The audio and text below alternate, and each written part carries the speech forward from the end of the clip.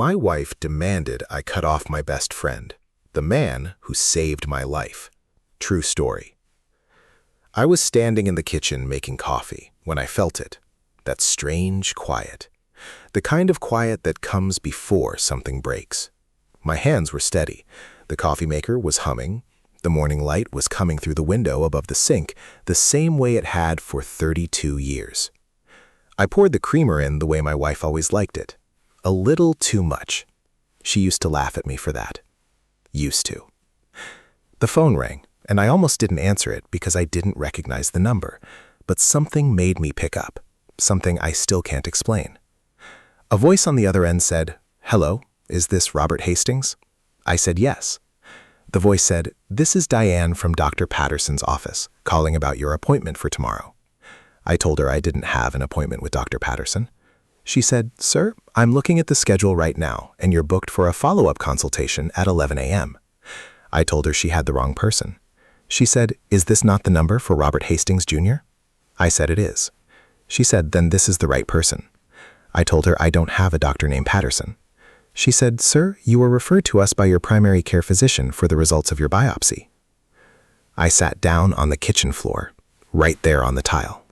The coffee mug was still in my hand, and I didn't even remember putting cream in it. I asked her what biopsy. She went silent for a second. Then she said, "I'm so sorry, Mr. Hastings. I think there may have been a mix-up." I said, "What biopsy?" She said, "Let me check the referring doctor." I heard her typing. Then she said, "The referring doctor is listed as Dr. Michael Chen at Mercy General." That was my doctor, the one I had seen for 20 years, the one I saw 6 months ago for a routine physical. I told her I never had a biopsy. She said, "The order was placed 3 weeks ago." I said 3 weeks ago I was in Florida visiting my daughter. She said, "I understand. Let me look at the notes." I waited. The coffee was getting cold in my hand. She said, "I'm going to have to call you back, Mr. Hastings." I said, "You called me. You tell me right now what biopsy." She said, "I can't share that information over the phone without your consent." I said, "I consent." She said, "I need verbal consent for disclosure of medical records." I said, "You have it."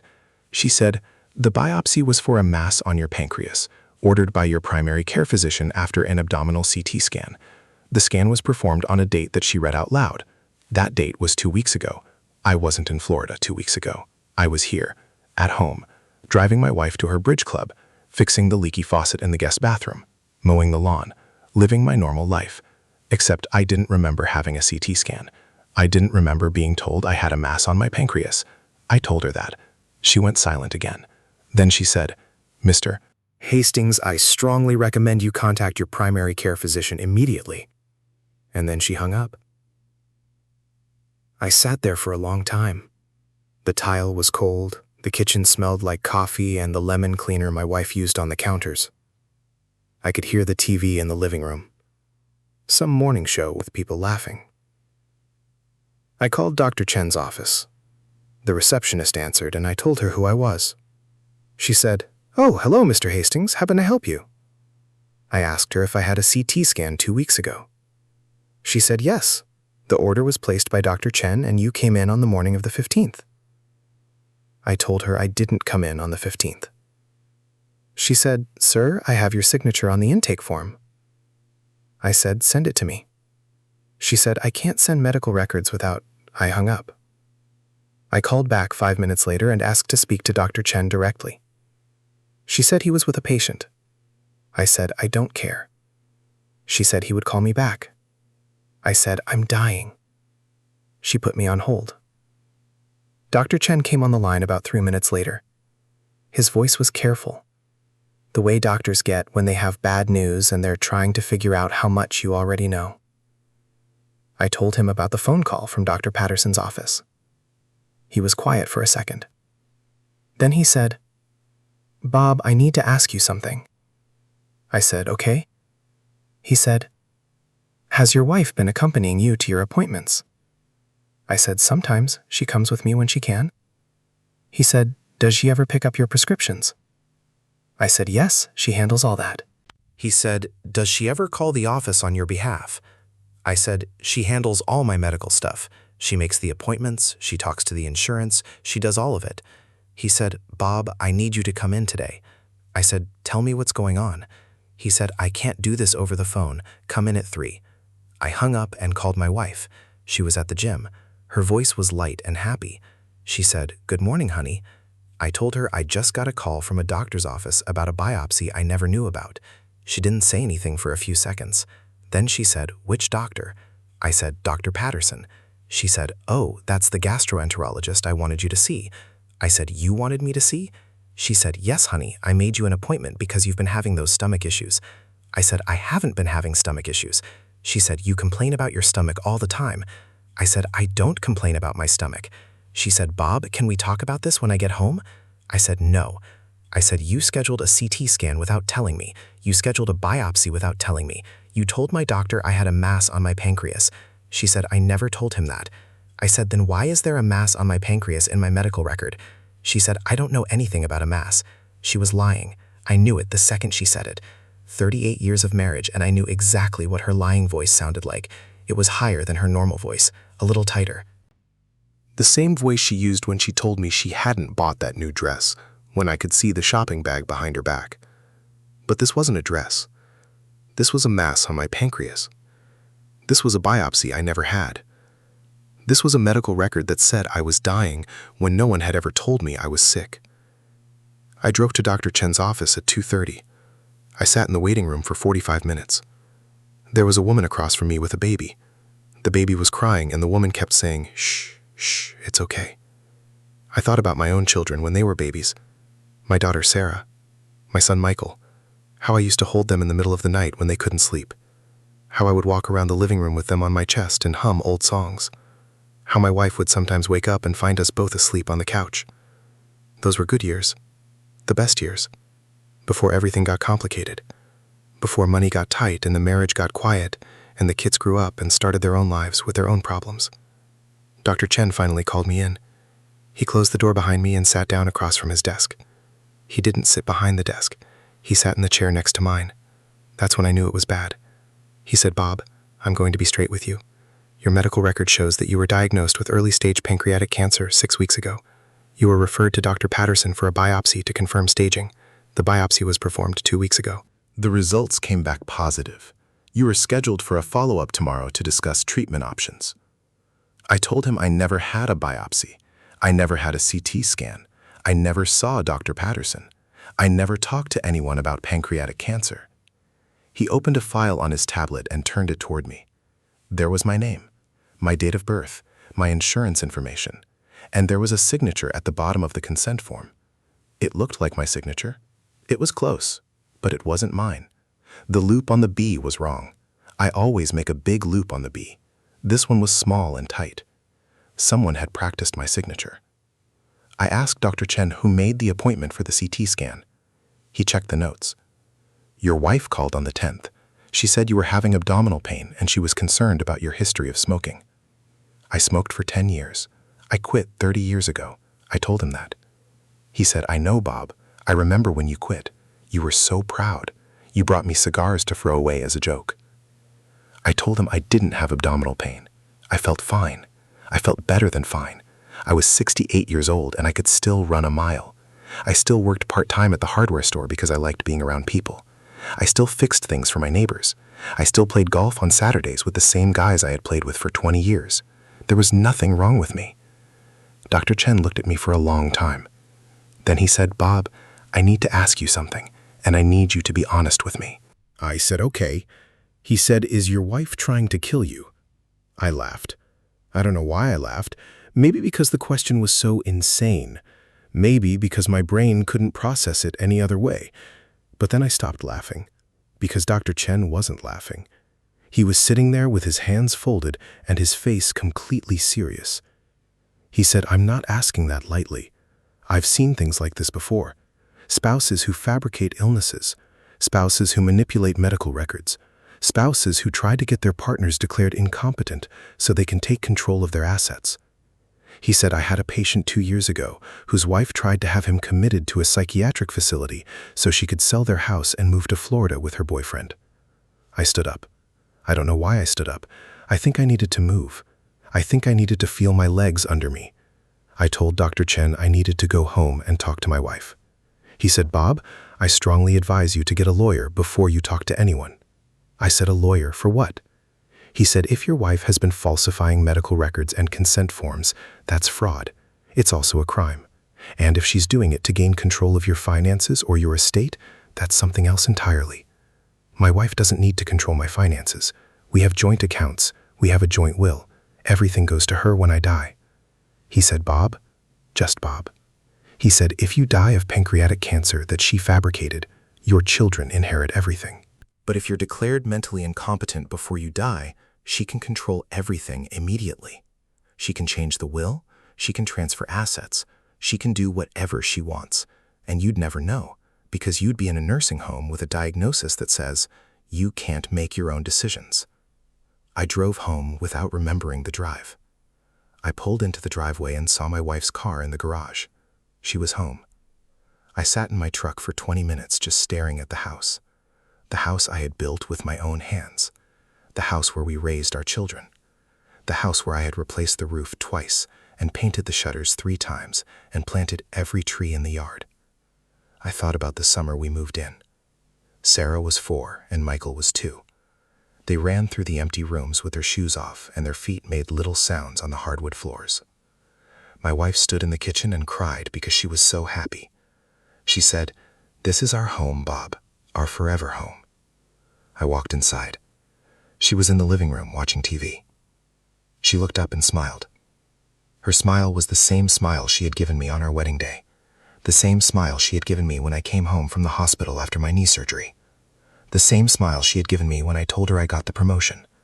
I almost believed it. I almost told myself that Dr. Chen was wrong, that there was some innocent explanation, that my wife of 38 years wasn't trying to destroy me. But then I saw the notebook on the coffee table. It was open to a page full of handwriting. I recognized her handwriting immediately, small and neat, the same handwriting that had written grocery lists and birthday cards and love letters. But this wasn't a love letter. This was a list of doctors, a list of dates, a list of notes about symptoms I didn't have. Abdominal pain, weight loss, fatigue, jaundice, nausea. Every symptom of pancreatic cancer written in my wife's handwriting. Next to each symptom was a check mark and a date. She saw me looking at the notebook, and her smile went away. She said, "Bob, I can explain." I said, "Explain what?" She said, "The notebook." I said, "Yes, the notebook." She said, "I've been keeping track of your symptoms because I was worried about you." I said, "I don't have any symptoms." She said, "You do, Bob. You just don't remember. You've been forgetting things. You've been losing weight. You've been tired all the time." I said, "That's not true." She said, "You're always tired." I said, "I'm 68 years old. I work part-time. I mow the lawn. I fix things for people. I'm not tired." She said, "The doctor thinks you're tired." I said, "What doctor?" She said, "Dr. Patterson. He's the gastroenterologist. He's very good. He's been treating you for months." I said, "I've never met Dr. Patterson." She said, "You have. You just don't remember. You went to see him 3 times. You had a CT scan. You had a biopsy. You just don't remember because of the medication." I asked her what medication. She said, "The pain medication." I said, "I'm not on any pain medication." She said, "Yes, you are. Dr. Chen prescribed it for your back pain." I said, "I don't have back pain." She said, "Bob, you're scaring me. You're forgetting everything. I think we need to call Dr. Chen. I think we need to talk about getting you more help." She picked up her phone. I grabbed her wrist. Not hard, just enough to stop her.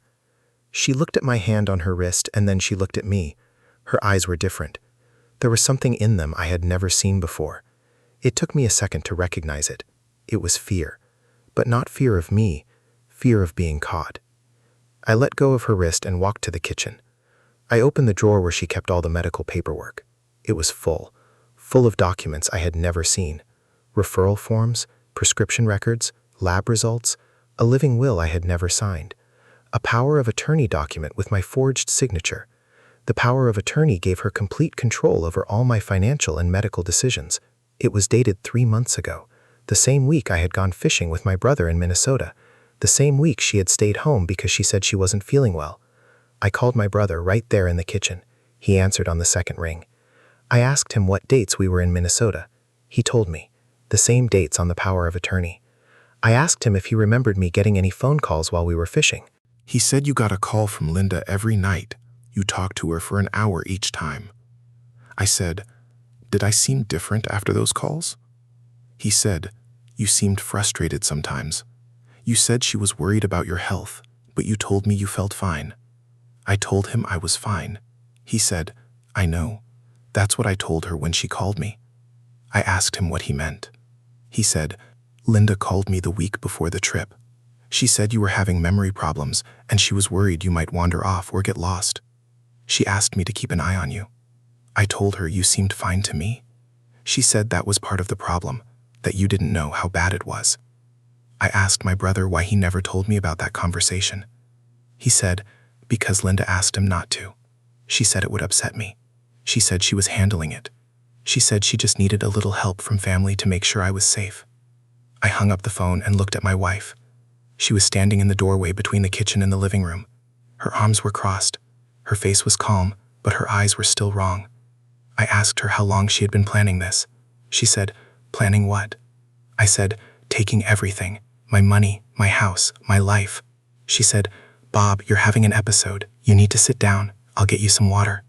I said, I don't want water. I want the truth. She said, the truth is you're sick. You have cancer. You need treatment. Everything I've done is to help you. I said, you forged my signature on a power of attorney. She said, I did that because you asked me to. You were in the hospital and you couldn't sign it yourself. I said, I've never been in the hospital. She said, you were in the hospital 2 months ago. You had a fall. You hit your head. You stayed overnight for observation. I said, I never fell. She said, you don't remember because of the head injury. I said, I would remember a head injury. She said, you wouldn't. That's what head injuries do. They make you forget. I called Dr. Chen again. He answered, even though it was after hours. I told him what my wife said about the hospital stay. He said, Bob, there's no record of any hospital stay. No head injury, no fall, nothing. I asked him if there was any record of me being prescribed pain medication. He said no. I asked him if there was any record of me being diagnosed with memory problems. He said no. I asked him if there was any record of me being evaluated for dementia or Alzheimer's. He said no. He said, Bob, there's only one diagnosis in your file, the pancreatic cancer that your wife reported, and I'm starting to believe that diagnosis was never real. I went back to the kitchen drawer and pulled out everything, every document, every form, every lab result. I spread them out on the kitchen table. My wife stood in the doorway watching me. She didn't try to stop me. She didn't say anything. She just watched. I started reading. The more I read, the sicker I felt. There were emails to doctors that I never wrote. There were phone call logs that showed her calling my insurance company to change my beneficiary information. There was a letter from a life insurance company confirming that she had increased my policy to $2 million. The signature on the letter was mine, but the B was wrong. The loop was small and tight. I looked up at her. She was still standing in the doorway. Her arms were still crossed. Her face was still calm. I asked her who else knew. She said, knew what? I said, knew that you were making me sick, knew that you were forging my name, knew that you were trying to take everything. She said, no one. I said, someone had to sign as a witness on the power of attorney. She didn't say anything. I looked at the witness signature. It was her sister, Margaret. I called Margaret. She didn't answer. I left a message. I said, Margaret, this is Bob. I need to know if you witnessed my signature on a power of attorney document 3 months ago. I need to know because that signature was forged, and if you lied about witnessing it, you're going to jail with your sister. My wife started crying. Not sad crying, angry crying, the kind of crying that comes from being cornered. She said, you don't understand what it's been like. What's been like? Being married to you. Being married to someone who never listens, someone who thinks he knows everything, someone who spends more time at the hardware store than he does at home. Someone who gives money to his grown children and his stupid brother and everyone else, but never thinks about me. I said, I gave you everything. She said, you gave me things. Things aren't love. Things are things. I wanted a life. I wanted to travel. I wanted to see the world before I got too old. But you never wanted to go anywhere. You were happy staying here in this house with your garage and your tools and your stupid projects. I said, we have a joint account. You could have taken money any time. You could have gone anywhere. She said, not without you. Everyone would have asked where you were. Everyone would have known. I realized then that this wasn't just about money. This was about her wanting me gone.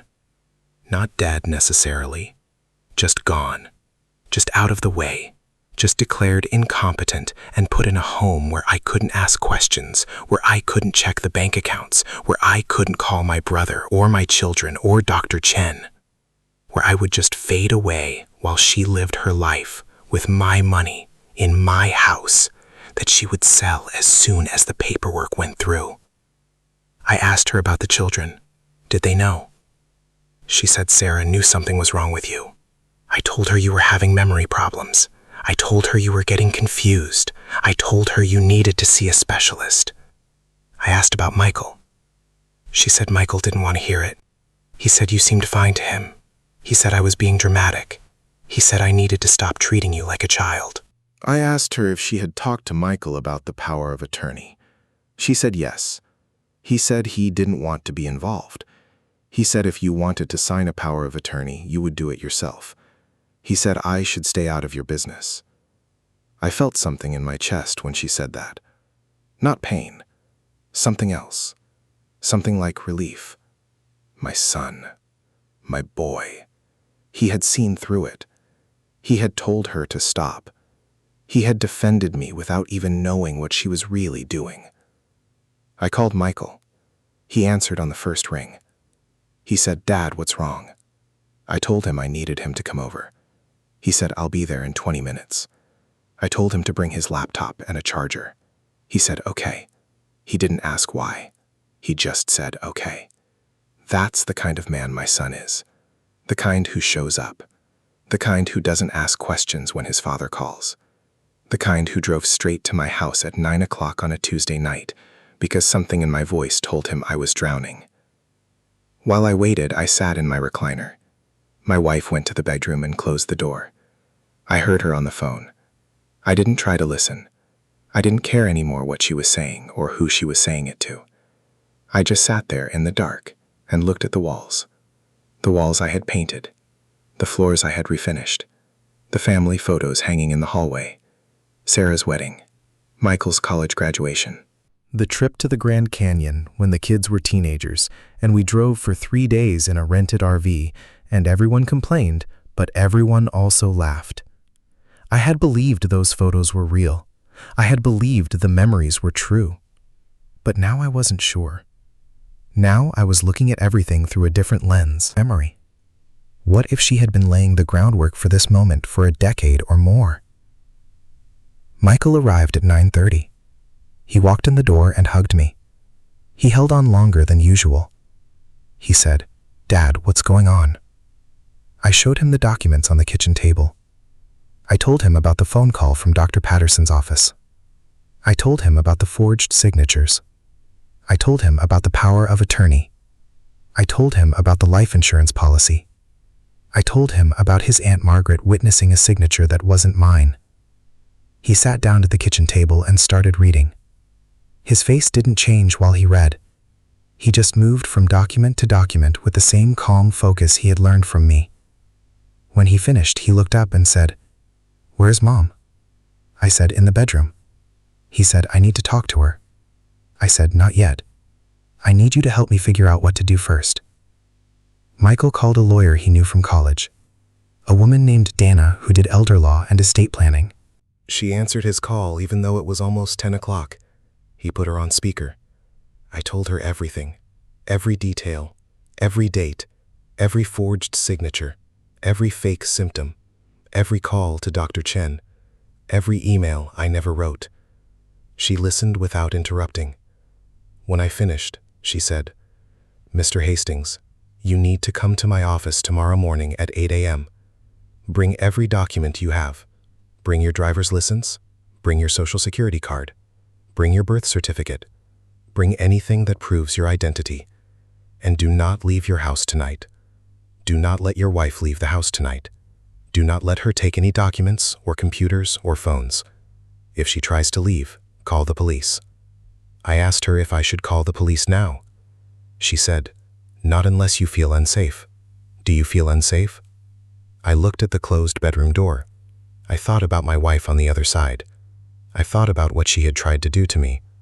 I thought about the mass on my pancreas that didn't exist. I thought about the biopsy I never had.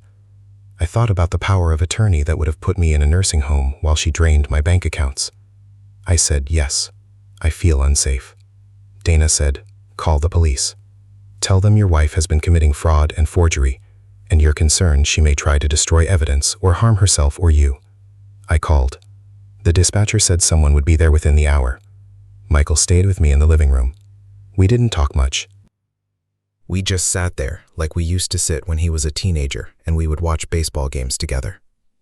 Two men in the same room, not needing to fill the silence with words.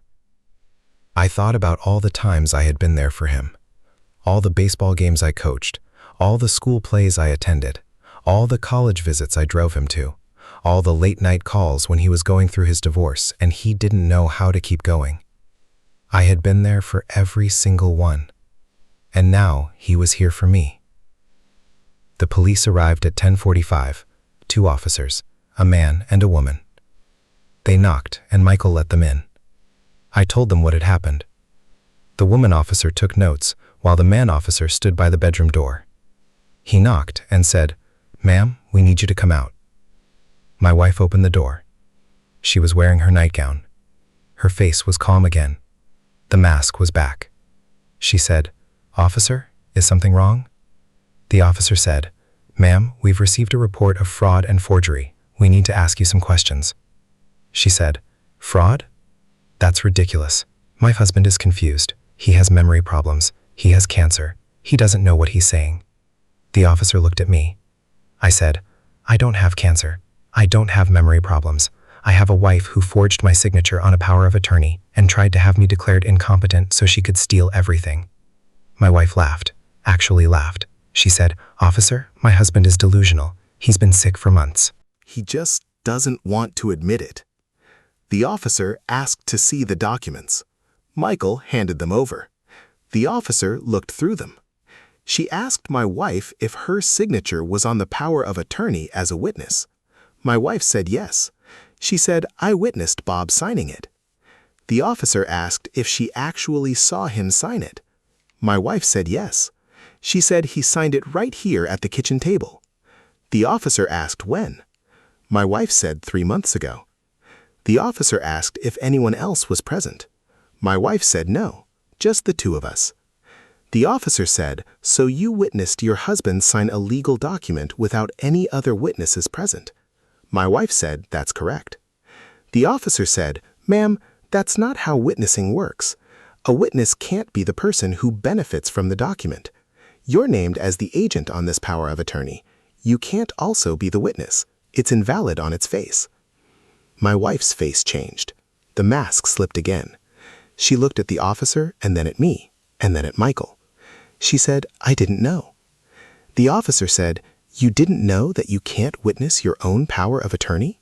My wife said no. I thought it was fine.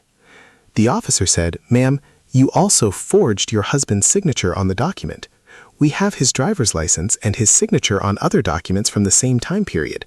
They don't match." My wife said he signed it. I saw him sign it. The officer said, "The loop on the B is different." My wife said, "What?" The officer said, "The B in Robert. On your husband's driver's license, the loop on the B is large and rounded. On this document, the loop is small and tight. They were written by 2 different people." The room got very quiet.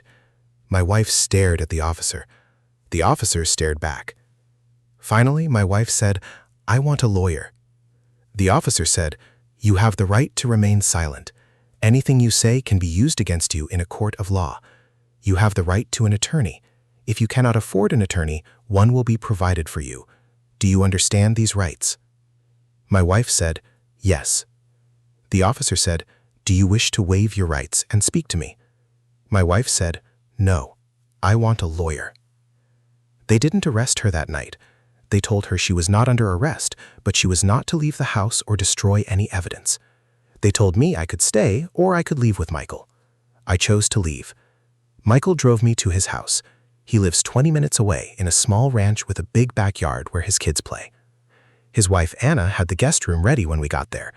She hugged me and didn't ask questions. She just said, "You're home now. You're safe." I cried in her arms. I cried like a baby. I cried like I hadn't cried since my mother died 30 years ago. Anna held me, and Michael stood behind me with his hand on my shoulder, and we stood there in the middle of their living room while I fell apart. The next morning, I went to Dana's office. She had already started working on my case. She had already contacted Dr. Chen. She had already requested all my medical records. She had already filed a police report for identity theft and forgery. She told me the first thing we needed to do was freeze all my accounts. She helped me open new accounts at a different bank. She helped me change all my passwords. She helped me get a new power of attorney with Michael as my agent. She helped me write a new will. She helped me revoke the old power of attorney and the old will, and every other document my wife had forged. While I was sitting in Dana's office, my phone rang. It was Sarah, my daughter, the one I had visited in Florida, the one I thought loved me. She was crying. She said, "Dad, I'm so sorry." I said, "Sorry for what?" She said, "Mom told me you were sick. She told me you were confused. She told me you needed help." I believed her. I believed everything she said. I didn't ask questions. I didn't call you. I just took her word for it. I said, "Sarah, it's okay." She said, "It's not okay." She said, "Michael called me this morning. He told me everything. He told me about the forged signatures. He told me about the power of attorney. He told me about the life insurance. He told me Mom was trying to have you declared incompetent." I didn't say anything. I couldn't. Sarah said, "Dad, I'm so sorry. I should have known. I should have seen it. You called me every week. You sounded fine. You sounded like you always sounded. But Mom kept telling me you were getting worse. She said you were hiding it." She said you didn't want anyone to know. I asked Sarah if she had talked to her Aunt Margaret. Sarah said yes. Margaret is a mess. She said Mom told her you were dying. She said Mom asked her to sign as a witness because you were too weak to hold the pen. Margaret said she didn't know it was wrong. She said she was just trying to help. I told Sarah I didn't blame her. I told her none of this was her fault. But I was lying. Part of me did blame her. Part of me blamed everyone who had heard my wife's lies and believed them without asking me. Part of me blamed my brother for not telling me about the phone calls. Part of me blamed Dr. Chen for not calling me directly when my wife started reporting symptoms I didn't have. Part of me blamed myself for letting my wife handle everything, for being lazy, for trusting her, for believing that 38 years of marriage meant something more than a piece of paper and a shared checking account. The next few months were a blur of court dates and lawyer meetings and phone calls with detectives. My wife was arrested 3 weeks after that first night. She was charged with identity theft, forgery, attempted financial exploitation of an elderly person, and obstruction of a criminal investigation. Her sister Margaret was charged as an accessory. They both pleaded not guilty. They both got lawyers. They both tried to say I was confused. They both tried to say I had signed the documents, but just didn't remember. They both tried to say I had memory problems, and my wife was only trying to protect me. But the evidence was too strong. Dr. Chen testified that I had no memory problems, no dementia, no cognitive decline of any kind. He testified that I was perfectly healthy for a man my age. He testified that the pancreatic cancer diagnosis was fabricated entirely by my wife. He testified that she had called his office multiple times pretending to be me. He played recordings of the calls. The jury heard my wife's voice saying she was Robert Hastings and she needed to schedule a CT scan for abdominal pain. The jury heard my wife's voice saying she was Robert Hastings and she needed a prescription for pain medication. The jury heard my wife's voice saying she was Robert Hastings and she needed a referral to a gastroenterologist. The jury heard all of it. And then they heard me on the stand, an old man with steady hands and a clear voice and a memory that worked just fine. They heard me describe finding the documents on the kitchen table. They heard me describe the forged signature with the wrong B. They heard me describe the notebook with the list of symptoms I never had. The jury took 4 hours to convict. My wife was sentenced to 5 years in state prison. Her sister got 2 years probation. The judge called my wife's actions one of the most calculated and cruel cases of elder exploitation he had ever seen. He said she had treated me not as a husband, but as a problem to be eliminated. He said she had tried to steal not just my money, but my dignity and my autonomy and my life. My wife cried when the sentence was read. She looked at me in the courtroom and said, "Bob, please, please forgive me. I loved you. I always loved you." I looked at her, and I didn't feel anything. Not anger, not sadness, not love, not hate. Just nothing. The same nothing I had felt when I sat on the kitchen floor with a coffee mug in my hand. The same nothing I had felt when I realized my whole marriage had been a lie. I divorced her while she was in prison. It took 6 months. She didn't fight it. She didn't have anything left to fight with. I kept the house. I kept my truck. I kept my tools. I kept my pension. I kept my savings. I kept everything. But I didn't feel like I had won anything. I felt like I had lost 38 years of my life to someone who was waiting for me to die. Someone who was willing to put me in a nursing home and forget I existed. Someone who was willing to tell my children I was losing my mind so she could take what was mine. Michael comes over every Sunday with his wife and kids. Anna makes dinner, and the kids run around the yard, and I sit in my recliner and watch them. Sarah visits when she can. She flies in from Florida once every few months. She always brings me something. A coffee mug that says "World's Best Dad." A tie I'll never wear.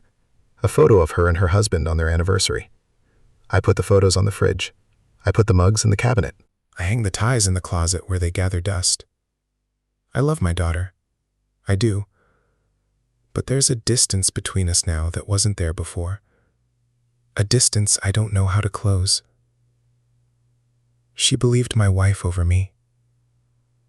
She heard the lies, and she didn't call to ask if they were true. She just believed. And I know she's sorry. I know she regrets it. I know she would do anything to take it back. But she can't. None of us can take anything back. My brother calls me every night at 7. We talk about nothing. The weather, the baseball game, the price of lumber. We don't talk about what happened. We don't talk about the phone calls he never told me about. We don't talk about the way he kept my wife's secret because she asked him to. We just talk about nothing. And maybe that's okay. Maybe some wounds are too deep for words. Maybe some silences are better than the things we could say. I still go to the hardware store on Saturdays. I still help people find the right screws and the right paint and the right tools. I still talk to the same guys I've talked to for 20 years. They know what happened. Everyone knows what happened. But they don't bring it up. They just treat me like they always treated me. Like Bob from the hardware store. The guy who knows where everything is.